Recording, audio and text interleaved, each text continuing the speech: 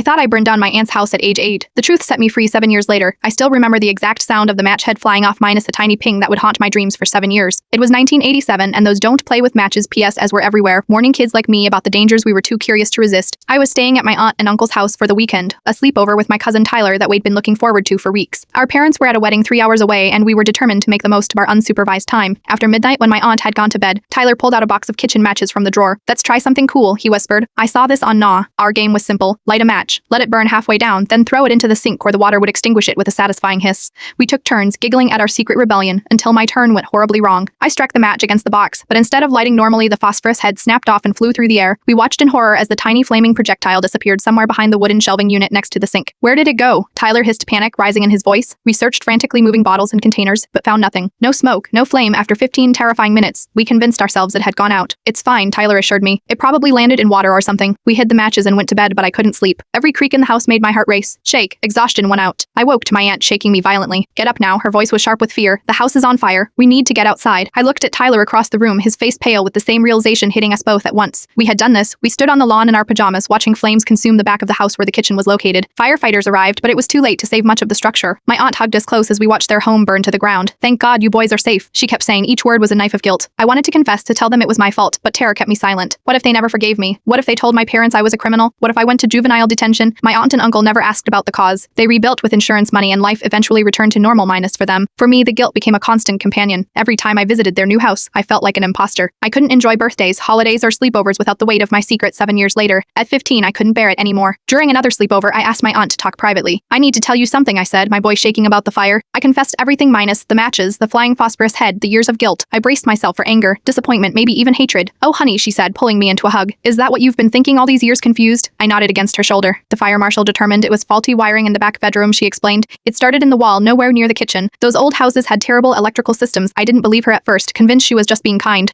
but she showed me the insurance report she'd kept in their files with the official cause clearly stated. Electrical fire originating in southeast bedroom wall cavity. The relief was so overwhelming I actually got dizzy. 7 years of guilt lifted in an instant. "Why didn't you ever say anything about playing with matches?" she asked. "I was too scared," I admitted. "I thought you'd hate me forever." She hugged me tighter. "Next time, tell the truth right away. It's always easier than carrying a secret." It wasn't until I became an adult and learned about fire investigation that I truly accepted the truth. The match couldn't have caused that fire minus the timing, location, and spread pattern were all wrong. So technically, the most messed up thing I ever did at a sleepover wasn't burning down a house. It was spending 7 years punishing myself for something I didn't do. Sometimes the worst fires are the ones we light in our own minds.